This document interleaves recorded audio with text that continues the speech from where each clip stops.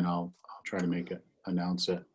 So good morning. For the record, I'm Stephen Welch, serve as the chair of the Capital Program Committee.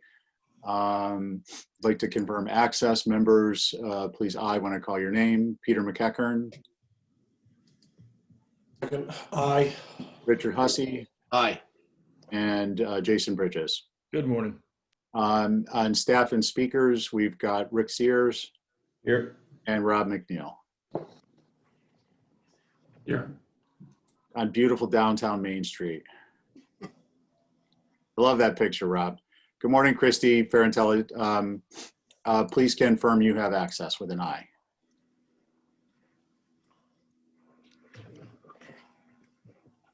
Hi, Christy. Good morning. We're doing roll call. If you just confirm access with an aye. Aye. Thank you very much. Okay, so we've covered that. This is an open meeting of the Capital Program Committee. It's being conducted remotely, consistent with Governor Baker's Executive Order of March 12, 2020.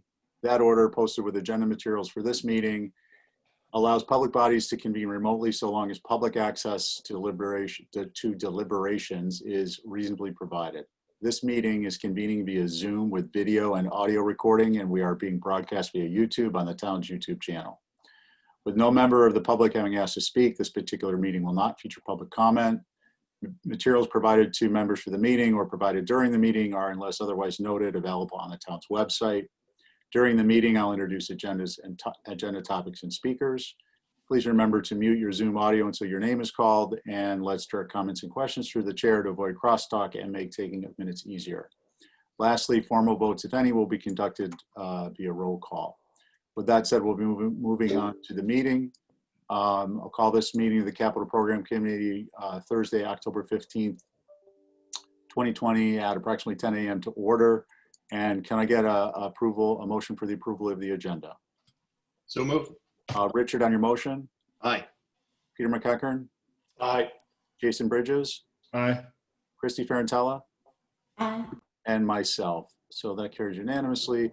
We'll jump right down to, we've got Rob McNeil here this morning, Director of the DPW, and Rob will be presenting DPW facilities requests. Looks like 8, Rob, you can correct or confirm. It looks like 8 of the requests there's 8 requests, none of them are completely new, and replacement renovation items are updated to reflect some new requirements. Rick, thank you for that information. It was helpful when I was reviewing those. Rob, we're going to have you do the facilities, the 8 requests, and then if you would be so kind, give us a verbal update on the solid waste facility out years. And what I'd like to do, given that most of these requests are previously and rigorously reviewed, is if there's an exception, just mention it, and if we have questions, we'll answer them, and then we can just move swiftly through the list. So with that, the floor is yours. Rob, you're on mute.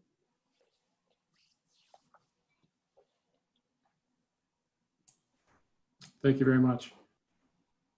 Good morning to the committee. Just bear with me while I get all the spreadsheets up on the screens here. So I'm going to go in the order that I have on the screen here, and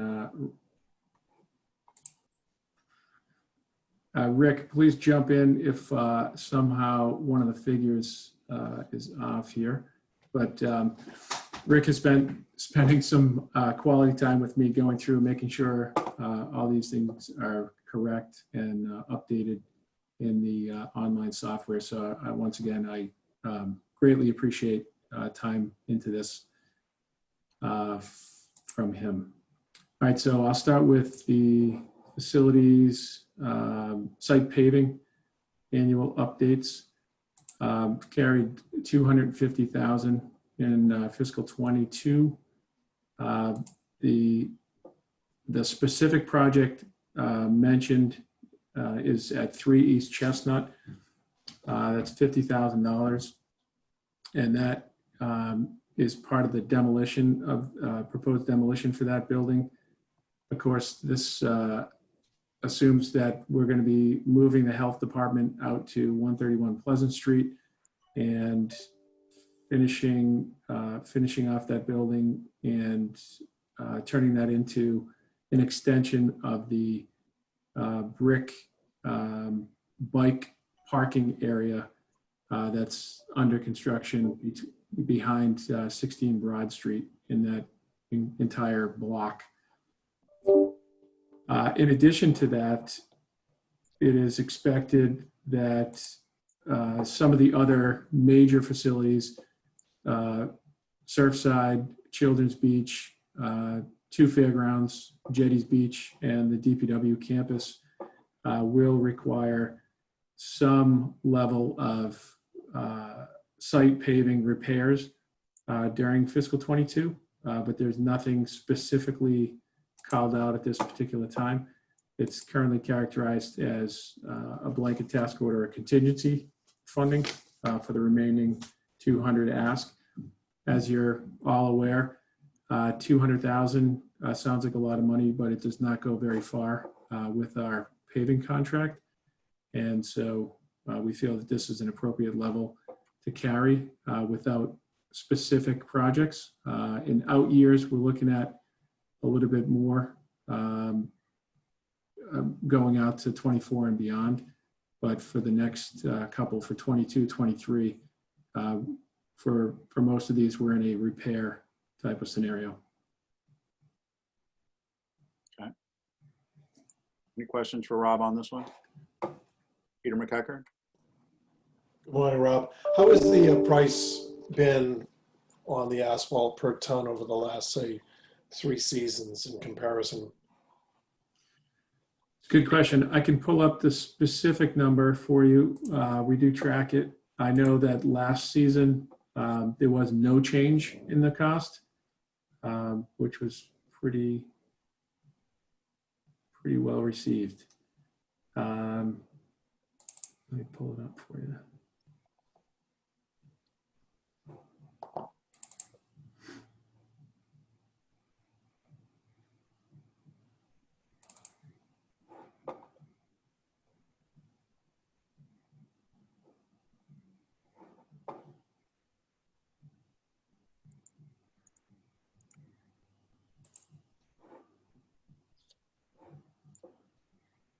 And also, while you're looking that up, what is his methodology on the pricing for brick paving if he's doing it on a sidewalk versus a new piece of land or a new area?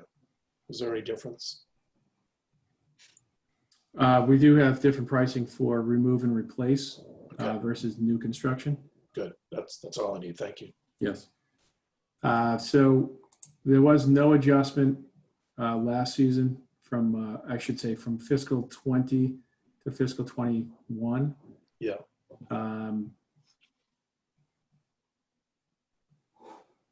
Okay, and the change from fiscal 19 to 20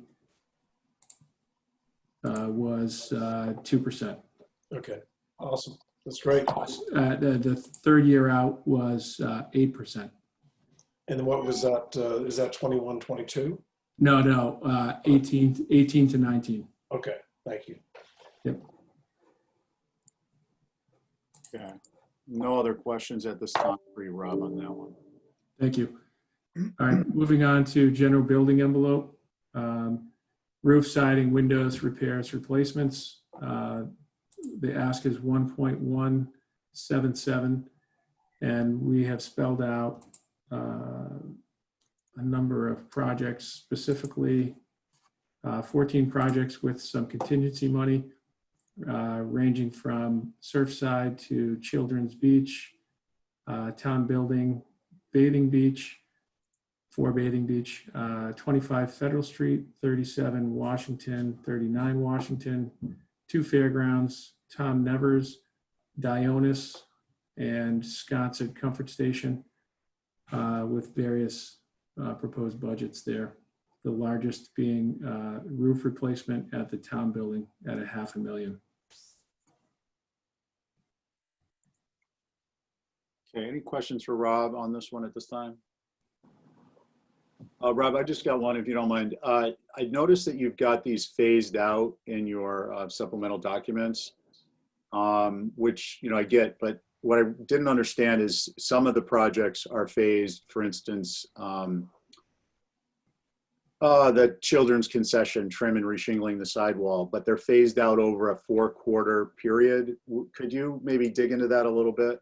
Sure. So the method, I guess the thought process there was hypothetically, these projects could launch all at once. Realistically, to be able to handle these internally as far as inspection and even just cycling through the procurement process for each, what we'll ultimately do is we'll bundle like projects together where we can and put out something like a trim and reshingle project on multiple buildings, similar to the roof projects where we can do that, where it's appropriate. The thought process was generally first quarter, there's a lot going on with the finance office. So the likelihood of getting some of these out of the blocks is probably significantly lower. And similar to the wrap up in quarter 4, you have a combination of things happening with the island coming alive and also the fiscal year closing. So trying to avoid those areas of really being able to do much of anything, it probably will be the times that we are procuring and then pushing the work out during the winter months, fall and winter, which is where the concentrated amounts are there. That's really just to highlight for the finance director, where the expected spends would likely come. But to your point, it's likely that these projects, as they pump out, could be all lumped into one single quarter. Not every project, but as a project itself, it would, some of these may stretch into, a different quarter, but most of them would be a pretty succinct schedule. Okay. Thank you, Rob. Any other questions for Richard Hussey? Hi, Rob. 39 Washington Street. You have demo or restoration. Which building is 39? Is that the one opposite the town pier? 39 is the lifeguard house next to the finance building. Former land bank property. Okay. So if you're heading out of town, it's the building right after finance. Okay. We just did the roof. So I guess, are you going to demo the building or? Right now, that is, there's a lot of things being discussed. The point is that right now it's being used for lifeguard housing, and until lifeguard housing for that specific purpose is replaced elsewhere, it needs to be ready for service for that purpose. My understanding is once that purpose is replaced, or if it's replaced elsewhere, that building would likely come down, and we would be looking at another circulating egress or additional parking and reimagining the town pier parking to include that lot. Okay, thank you. You're welcome. Rob, one other question, just to kind of a follow-up on that. So I presume that these are projects that you anticipate will be required regardless of the results of the facilities master plan. They're primarily exterior envelope related. So it's about keeping up the integrity of the buildings versus anything else. I just want to make sure Yes. Okay. Yes, this is what I would characterize as a facilities maintenance capital plan. Definitely not replacement projects. Okay. All right. Any other questions at this time? All right, Rob, next stop. Thank you. Jetties Beach facility upgrades. So we broke this out specifically. We have a big ticket item happening here, which is the Jetties awning. We have a scope and a process happening currently to essentially keep this awning from blowing away. It's the substructure is in really tough shape and needs some structural assistance, some welded supports and such. And that is anticipated to happen this winter. The awning itself is in the condition that it really needs to be replaced. This is a placeholder to get us to that point until we have a final design to replace this. So we're wrestling with what is Jetties Beach complex going to look like in the future. Are we ready to reimagine or either reinvest into that building besides just the awning? Or are we actually looking at, there's a lot of different pieces here. There's some previous funding to take a look at that was authorized back in 18 for $100,000 to do a site master plan. What we're looking to do here is for the second project at $40,000 is a building master plan. And so that is, and I just want to make sure I draw a distinction for the committee. The $40,000 we're looking for the master plan for the building is really a code review and reimagining the space from a maintenance standpoint. There's a lot of different things that we're taking a look at. We've gotten feedback from the concessionaires and from our utilities folks to take a look at. That is what that $40,000 ask is for. The $100,000 that's been previously authorized is more a complete facility, not the building, the whole entire site that is owned by the town. The whole site, what is that going to look like next time? So it's kind of building on the Parks and Rec master plan for the island and taking a look at both the building and parking for concession, the beach facility, the playground, the tennis facility, and others that access that, like community sailing and that sort of thing.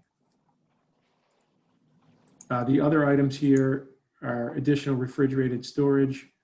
Again, jetties, trim and sidewall reshingling, including the bathhouse. And then there's housing above the restaurant that's used currently by the concessionaires for apartment for a couple of the employees. And that's just doing some limited renovations there. Also some contingency added to that. Okay, thanks, Rob. I just want to point out, Rick, it looks as though there were no changes other than the supplemental document to the capital request in the database.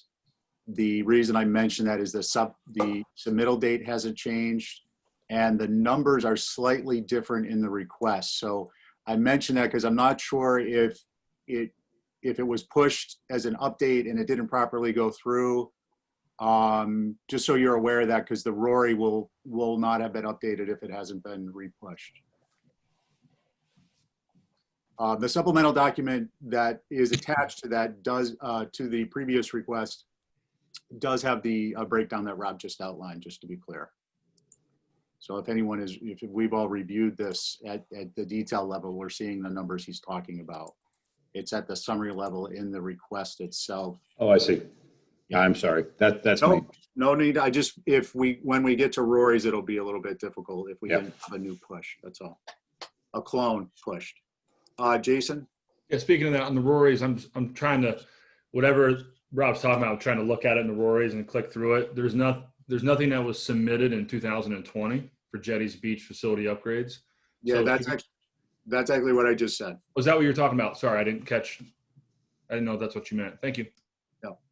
So what's going to happen is Rick will push that out, and then we'll have a Rory that's clean and ready to go for 2020. Okay. Next, Rob, please. Sure. I do want to just go back on that one point. There was nothing submitted specifically for jetties in 20. However, that doesn't mean that there's not work being done there. What we are currently undertaken. We've actually just done some recent roofing over there, and we are taking on a couple other projects currently at that specific facility. However, it's being done under some of the previously authorized general categories, including equipment replacement and utility system repairs, just to point that out for 20. I know it's not listed on here. So Rob, if we're seeing work over there, we understand that that falls under the more generalized category of request and expense. Yep, I just wanted to point that out. Yep, no, makes sense. Thank you. Okay, so municipal building general renovations for 748. That includes the breakout of Surfside, ADA accessibility updates, including beach access, similar to what has been done at Jetties and Children's, and at least one other location. We have town building interior renovations, 37 Washington Street interior renovations, and then looking to replace the DPW salt shed, I think from the 1970s. So a little bit of contingency there as well. Okay, questions for Rob on this one? Peter? Actually, if I could go back to the Jetties Beach, Rob, when you look at an awning, $500,000, and everyone understands that there's a annual expense of putting it up and putting it down, the $500,000 that you have here, is that just a temporary fix structurally? So first off, the awning is not something that goes up and goes down. This is a permanently fixed awning. One of the things that we'll be looking at with the architect during this phase of the project, when we reimagine the awning, will be, does it stay as an awning, or do we actually look at a fixed roof structure that's still a 3-season porch? That's going to require some code review and certainly some detailed discussions with the building commissioner and our architect. So is it material, Rob? I've never been to Jetties. That's probably Right now, embarrassing. it's a steel frame with material. So why wouldn't we take it down? Because of the cost? Yeah, no, it's intended not to be it's intended to be a fixed structure that's in place year round. All right. It's Only because I look at it as, I have plenty of fixed structures that are only put up, meaning the material itself, during the season and taken down just because it will receive excessive wear and tear during the off-season months. If it's only going to be a building that's used for 3 or 4 months, I guess my thought process was it would make more sense if it was a fixed roof made out of, asphalt and shingle and wood in lieu of a structure that's meant to be temporary but kept up year round. That to me doesn't make sense, but that's just me. sure. Yeah, so we're wrestling with a couple of these issues as far as, what do we want to be when we grow up? It's these facilities, as you know, the concessionaire facilities have sort of been asked to perform at a modern level of duty, and they certainly were never imagined or certainly modified or kept up to meet with either the current code or with any of the service level capacities that we're expecting or that the concessionaires are expecting out of each one of these facilities. And if I could, Rob, more to Stephen, I will not be voting on anything relevant to any of the concessionaires only because my wife is one of them. Okay. So I will mention also that we just applied for an accessibility grant focused specifically on Surfside because we do have some capital projects imagined out there. Hopefully we get the grant and that'll carry some of the day here, but That's one thing that we're trying to bake in.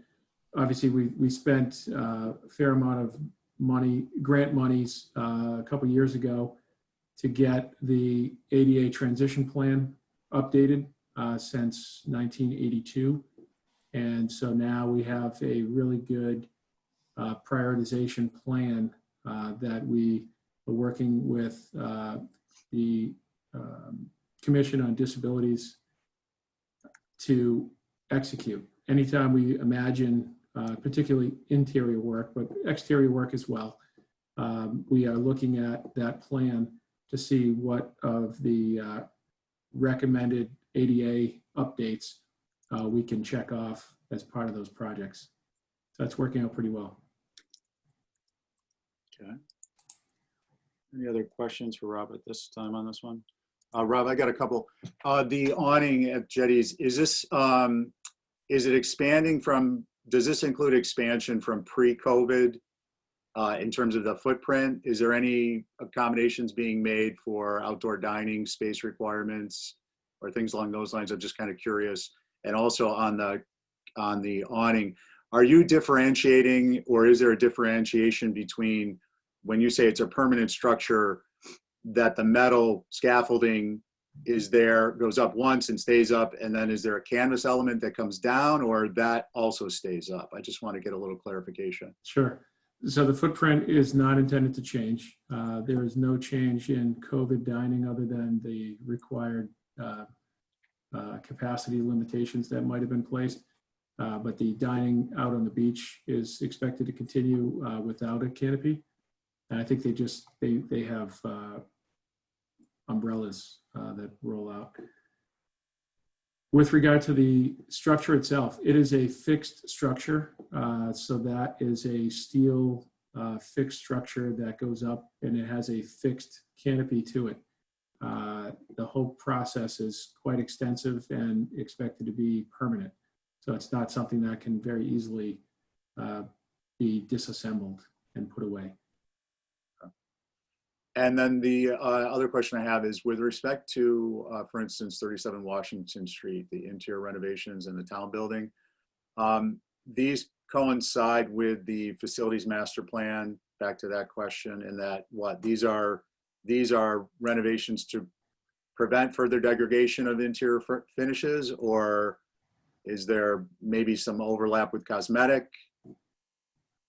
You know, the concern is if we're doing a facilities master plan, understanding that it will be perhaps several years or at least a few before it's implemented due to various reasons, not least of which is you got to build other buildings and figure out where things go.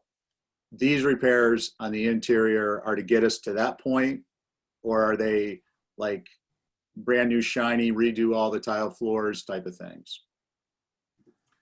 Right now, we're imagining doing projects such as, and we'll get to the lighting upgrades for town building, would be converting from compact fluorescence to LED interior lighting type of things. That also includes the likelihood of abatement of hazardous materials, asbestos and the like. Some of that has been very, very limiting on what we're able to do. So we are looking towards that kind of thing in the short term. I think the difference between, so flooring and painting, I think it's really more cosmetic at this point, Steve, is the way I would characterize most of this.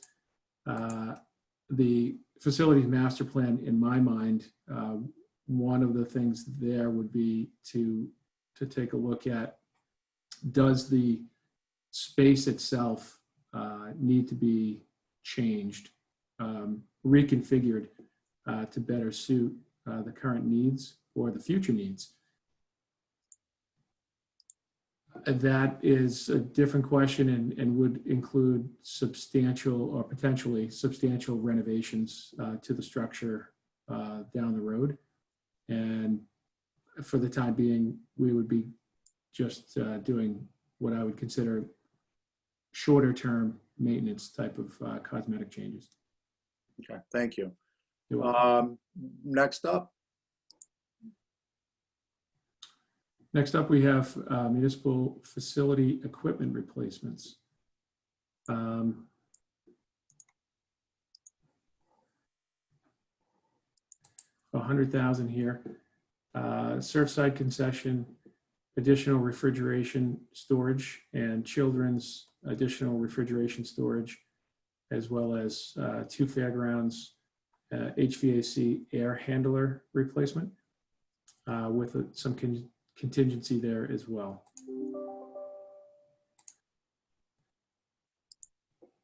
okay. Questions for Rob on these? All right. All right. Thank you. Next up is lighting. We're in for 90, and that is mostly at right at the town building. And I would say as we're doing a couple different things at the town building currently. We're doing a test project to replace a window. And it sounds like a simple thing. It's a little bit more than that, but we're doing it to test the waters as to what are we finding for old materials, what are we finding, if anything, for hazardous materials, and what can we, what is it going to cost us technically per window to go and replace. So that is something that we're currently doing. The lighting upgrades is going to be something similar where how far can we take this with knowing that we're going to have to abate hazardous materials in that building when we take some of the, or replace probably some of the wiring and take out the fixtures and replace those with new modern LEDs. So it's kind of a development of unit pricing expected for each one of these projects as we go. Town building being one of the largest. Thank you. Questions for Rob?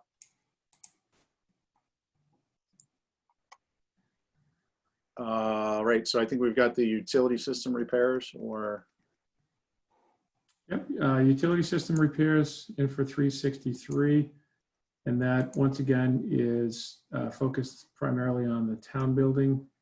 And that is taking the ductless mini split technology and going in, whether that's going to take, have the ability to do the entire building or one floor at a time, we shall see. But the VRF systems now essentially a closed circuit refrigerant system that allows for heating and cooling and would eliminate the window units that we bring in for air conditioning. Just give more consistent heating and cooling to specific spaces within the building. 37 Washington Street would be some HVAC updates there. And that's similar to what we've been doing there already, just carrying that program forward. All right. Questions for Rob on this one? Okay. Rob, I guess I do. On the so I guess you're going to be using the multi-splits, the variable refrigerant flow. So that'll give you good capacity, allow you to share capacity, so on and so forth. The question I have is, are we as a town and you all as planning for the facilities looking at air cleaning or filtration separate from this for COVID related matters? I'm not suggesting it will be necessary, but if this continues beyond, are there thoughts or discussion beyond we're all hoping for a vaccination and this will become a kind of a herd immunity and it will be more like the flu? And instead we need to be doing ventilation cleaning in these closed buildings, or is it just, that's well beyond anything you guys are getting into? So any of the buildings that currently have air handling systems, we are certainly keeping up with the filter changeouts by recommended manufacturers' recommendations or more frequently.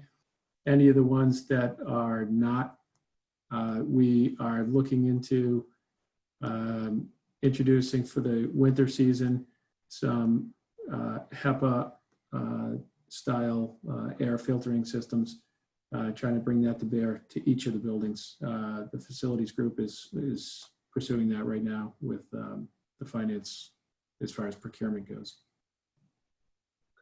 Thank you. You're welcome. I think the last one is the bathrooms. Yes. So facility bathrooms in for 820. Right now, we're targeting 1 Francis Street. That's over at Kayak Beach, and Children's Beach, the facility. That there is taking a look at the previous authorization that apparently is still on the books for bathroom renovations over there. We're going to take a look at that, as well as potential expansion of the kitchen to accommodate, the current needs of that facility, of what it's expected to be pushing out through the concessionaires. Okay. Richard? What number is this? Is it, there are 2 that are listed as facilities 20-003. What is, Richard, if I may, it's the one, if you look to the column, and it's very difficult sometimes, if you look to the column to the right that says submittal date, or the one that's 2020. Yep. It's the one that is the 2020 submittal date. The other thing you can do is, if you type in on the upper portion, there's a search window, and if you type in bathrooms, it'll pop up, and there probably will only be 2 entries. And one of them will be the 2020. I'll mention that search feature when we do go to the order later, because it'll be helpful for when we're doing Rory's. Does that help? well, No? I tried to search bathrooms, nothing there. Just tell me what the number is. What's the number? Well, it's the same for both years. No. It's, if I'm looking at the previous item, the system repairs was FAC 20-003. The next number down is the same FAC 20-003. Just tell me what the number is.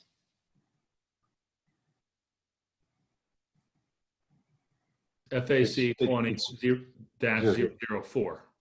4. Thank you. Line work for that.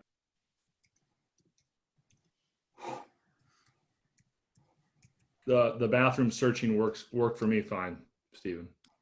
Okay. All right, so that's interesting. You got your number? Yep. Okay, and it looks like we just had maybe a digit off in our information, not the end of the world, but we cleared it up.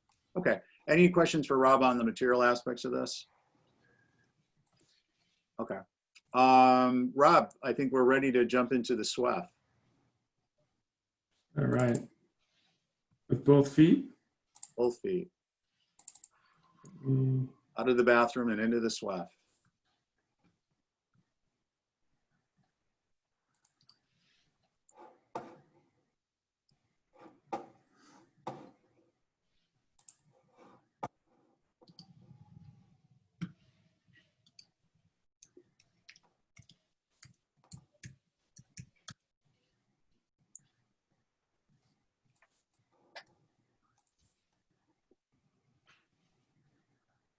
Let me just pull up the spreadsheet here. And this is specific for out years, correct? Yeah, if you could just kind of give us a general understanding where we're going with that. I think that there was some discussion on the final assurance mechanisms, so the kind of closing and post-closing costs, Yeah. or thoughts on those. Yes. So just to remind the committee, there's what's called a financial assurance mechanism, the FAM. That is something that's required generally by private entities that operate things like landfills, required by the state, required by Mass DEP. I believe since this is a vendor managed or a vendor driven landfill, even though we're a municipality, that there's a requirement on the books to have a financial assurance mechanism in place.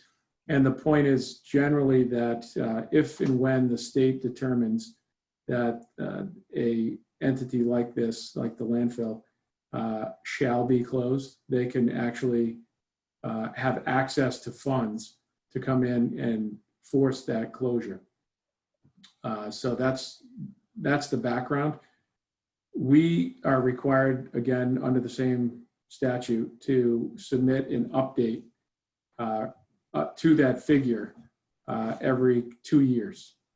So we have a deadline, I believe, of January or December this year to update the number and to get that approved by the state. So we're in the process of working with our consultant to do that. Once that is submitted, this is sort of a placeholder discussion. We may need to update that number. We may need to keep just what we have already approved on the books. So I just wanted to open with that. We want to put something in there just in case. Okay, thank you. We don't know that figure yet, but I'll leave it at that. We'll talk about it once we have the figure. What were you going to say? A timeline, but you don't really know it yet. So We'll know by December, before December, because the number is due by then. So we'll be developing it over the course of the next month, I'd say. So if there is a supplemental, we'll anticipate reconvening on this particular topic to discuss it. Correct. For the out years. Okay, thank you. That's helpful information.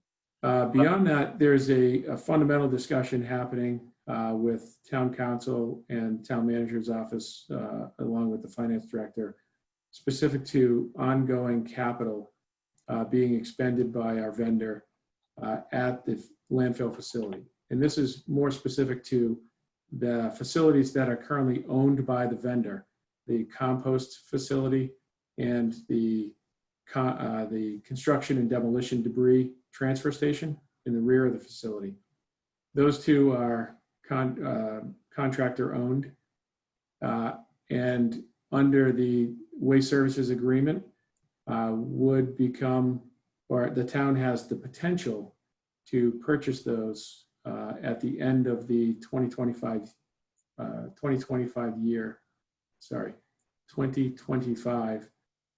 waste services agreement. So one of the concerns that's been raised by our vendor is that they are currently investing in those buildings with equipment and or repairs that are expected to have residual value well past 2025. And so there is an ask for consideration of doing some either payment or at least agreement that there is and determination of what that residual value is. Without knowing that and without actually having an agreement in place, that is a bit challenging to forecast what those kind of things would be. But I know the finance director and I have been talking about what to carry for a potential buyout in 2025. So that's sort of an ongoing, I'll say it's above my pay grade, but we're talking about that and it's yet to be determined. Okay. It's also helpful information. Thank you. Any comments or questions for Rob on this at this point? Okay. With that, Rob, thank you very much for the time you put into this. The details, the supplemental spreadsheets are very helpful. You know, as you know, the process will be going through and doing our ROAR evaluations and coming up with a recommendation. During that process, if we have any questions, we'll be sure to get back a hold of you, and I guess maybe we'll see you in December on the SWEF. Yes. Okay. Just like last year, Stephen, I expect you to round up for DPW on the Rories. Yeah, huge dollars. Thank you. Thanks, Rob. Take care. Thanks. Have a great day. All right. So with that, we have Rick. Can we get an update on the SIP access for FinCom and the Select Board, or is that something Yeah. Brian will handle? No, it's okay. After last week's call, I immediately spoke to Brian, and on Friday I emailed with the developer and got quite specific about what we need and what we absolutely don't want. And he said, fine, but it'll be mid to late next week. So I would have expected by tomorrow that we will have the code changes, which will allow the proper view and no access to Rory's for FinCom. And so if you, I'll shoot you a note, Stephen, as soon as I know. I'll chase him today, close the business, but he said mid to late next week. So, this week. So hopefully we'll have it ASAP. Okay, that's great. Thanks. That's good information, and it'll be good to obviously get that out to at least FinCom, so they have some time to dig into these. Rick, if you'd be so kind, could you create a user and password for me for that view? If and when we're fielding questions, it'll be helpful to understand what the others are seeing. Yeah. I know So set you up as a FinCom member. I'm going to need to do that. Can I use your town email address for that then, Stephen? Because I need a separate email address, right? It can't. You know what? I'll shoot an email you can Okay. use. Okay. I don't even know. I don't recall I even have access to the town email address. Yeah, you do. Okay, you do. But We had some problems when they initially rolled it out, so I Okay. have to use it. Okay. Okay, great. Thanks. I just have one quick question, Stephen, if I may. Yeah, please. On the jetties. So when I look at the jetties CRF, I think you said that the summary doesn't reflect the new numbers. The only thing I see when I look through it is that I see an old Rory, a Rory with not Lowell on it, for instance, but everything else looks right to me. Are you seeing a different view? Yeah, I think what I'm seeing, sorry, Rick, I think what I'm seeing, I know what I'm seeing, and I think what I'm not seeing. So what I'm seeing is the last year submittal, which was pushed November 10th of 2019. I don't have a 2020 push for that request. Okay. So I'm not getting a Rory. And you see all old, and you see the old information in the project. Well, actually, I'm seeing a blank Rory for that. So interestingly enough, the previously submitted request, the 2019 request, is what shows up. So, and when it shows up, the cost and funding, you know what? Why don't we work this out offline? Yeah, I can follow up with you, and we don't need to be getting into this for everyone else, if you don't mind. No, that's fine.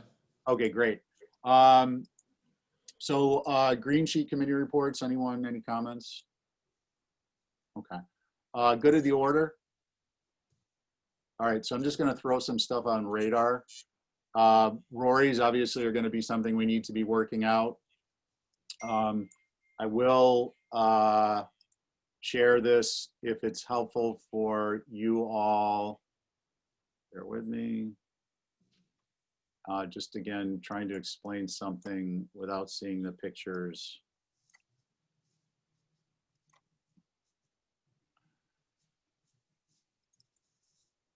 Okay, so what I would suggest, if this is helpful to you, take it or leave it. I'm in the My Rory's view at the upper portion. You all may know how to do this. Great. If you don't, I just want to share it. Type in the search field 2020. You should end up with, at the bottom of the page, 47 requests. Some of those we have not yet reviewed. Rick had sent out a sheet with 35 requests, which we have reviewed. if you click to filter on the department or sort on the department, when you go to do your Rory's, it will provide you a little bit more semblance of order. So if that's helpful. So Rick, where this would be, where the Jetties one comes up as a potential issue is that it doesn't show up in this See that? Okay. group. So that's that, and we'll work that out, and I'll follow up with a quick call afterwards. Yeah, that's fine. So anyways, I just wanted to mention that to you guys in case that was helpful. Jason? Yeah, so that's helpful to do the search.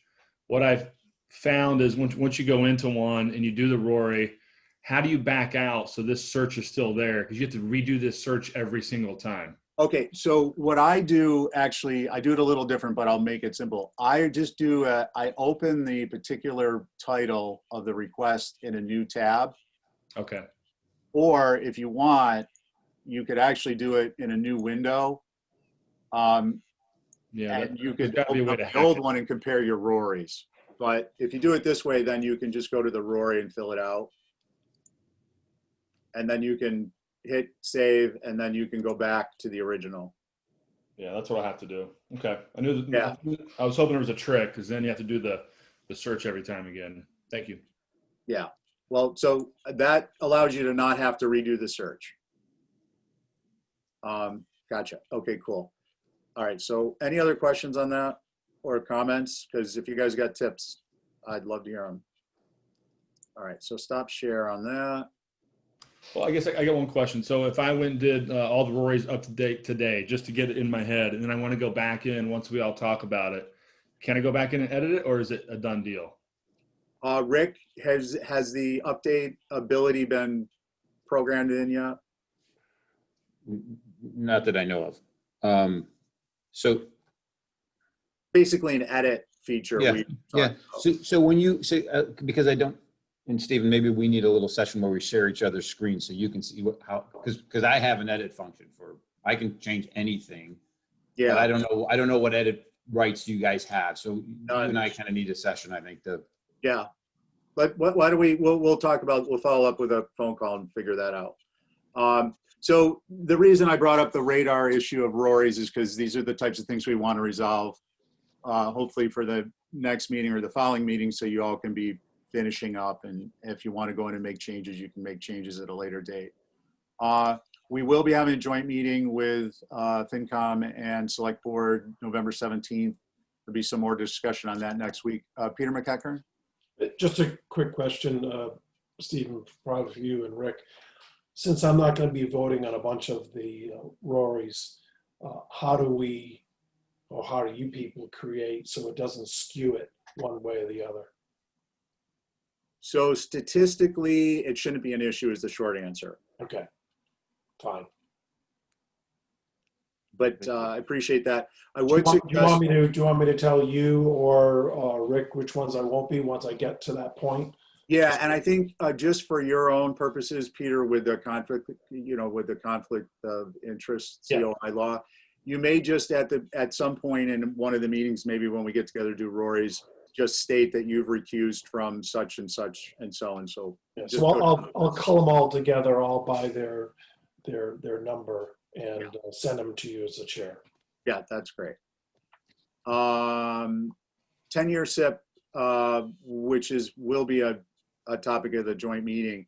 We'd last discussed the idea of a preliminary recommendation from the Finance Department on a slice view of that, which is what your recommendation is, a preliminary recommendation for the request dollar amount, and that would be specifically thresholds in order to actually include a dollar amount, and then accuracy and precision, and accuracy and precision of those numbers may relate to, for instance, projects that are the following fiscal year may be more accurate and precise than projects certainly that are 10 years out. But, and I realize, Rick, you've had other things going on. I was just reviewing the minutes and that came up. But I would like to ask if you guys could focus on that for a future discussion before we get too far along into November, because we will again be discussing this with FinCom and the Select Board at the joint meeting. I don't think we're going to get into great granular detail, but I think it would be helpful. I can certainly anticipate that will be one of the questions that are asked. Yeah. And Yeah. Okay. So I will say we've done. I have done. Brian's done nothing further on a framework for the 10-year SIP. The the lift to get some of the departments where we are with documentation and project descriptions, and trying to get the project codes and the spends. That's all. Everything's manual at this point in time. So it's been a decent sized lift.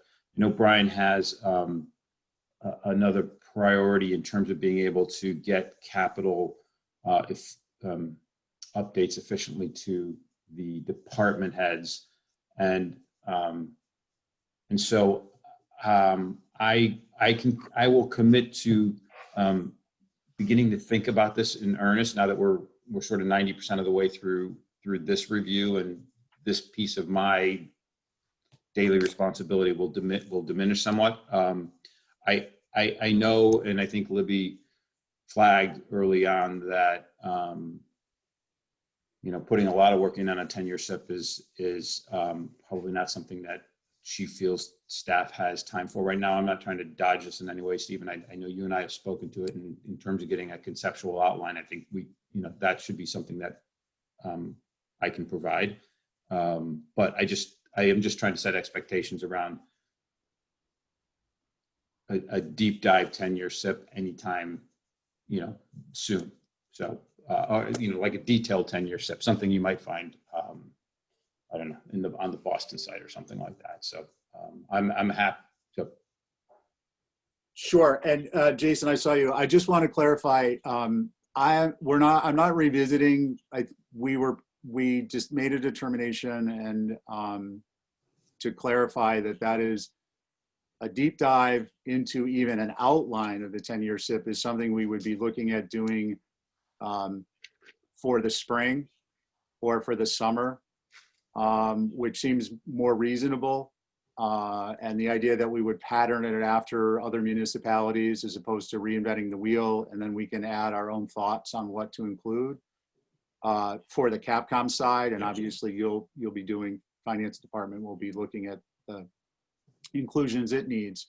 All I'm specifically bringing up was we had set an action item for dollar amounts and how and why they're included and how accurate or precise they are. That's the only thing I was bringing up with respect to perhaps before the joint meeting. On the other hand, I just want to be clear. If you don't have time to deal with that, I understand. And you just say that that's something that's in the works. It doesn't have to be done. Yeah. So no, thank you for that, Stephen. So just so I'm clear, dollar amount precision for out years. Yeah. So unless, do you all want to be involved in this, or do you want me to take it offline with Rick? It's just 30 seconds, I guess, but I'm happy to do it either way. And then Jason, field your question. So Rick, basically we get the 10-year SIP, and there are dollar numbers associated with those requests. However, there's never been a clear policy or procedure as to what those dollar numbers represent, how they're determined. Are they determined differently for a request that is the next fiscal year than the current, or for a 3-year out project, or a 5-year, or a 10-year? So what we were discussing and looking for is putting a handle on whether there should be a threshold to include a dollar number or not, whether at what point should we be anticipating there is some level of accuracy subject to whatever footnote may be applicable. And with accuracy comes precision. So that was really it. It's a preliminary recommendation on those types of things. Okay, that's fine. I understand. I guess what I just to say at this point in time, we're nowhere near that. The out year discussions are they're very different one department against the next, as opposed to the next. Other, if you look at Rob's out years today, which we didn't discuss, they're just really broad stroke placeholders. You look at some of the airport stuff, and it's far more detailed. So, answer is we have a ways to travel. Second answer is I can work on this. Okay. And if we don't have something, just to be clear, for the joint meeting, we'll just let them know we're working on it. And when is that joint meeting, Stevens? I'm sorry. November 17th at 1 p.m. Great. Okay. Jason, I appreciate your patience holding. Go ahead, Jason. Yeah, just a quick thing for Peter on, everybody has to recuse from what they feel comfortable with.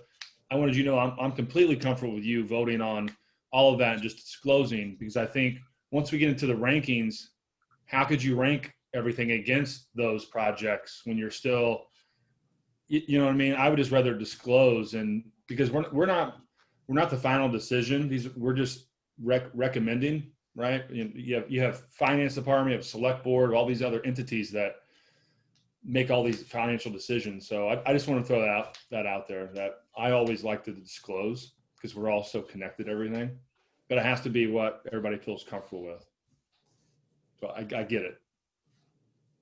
Thank you, Jason. All right. He's just trying to get out of doing Rory's. All right. So date of our next meeting is the Thursday, October 22nd at 10 a.m. Our minutes, we have minutes in to be approved September 3rd, 10th, and 17th. Can I get a motion? So move. Richard, on your motion? Aye. Peter McEachern? Aye. Jason Bridges? Aye. And myself is an aye. All right. Hey, thanks a bunch, everyone. Really appreciate the input and the reviews. And could I get a motion to adjourn? So move. So moved. Richard? Aye. Peter? Aye. Myself? Aye. Jason waved aye. Thanks, everyone. Rick, thank you very much. Thank We you. appreciate all the work you're doing. Take care, guys. Thank you. Thanks. Rick, you have you got a minute now? We I can do. chat. I mean, I we're do. on. Yeah. We're Let's just stay on. here. Yeah.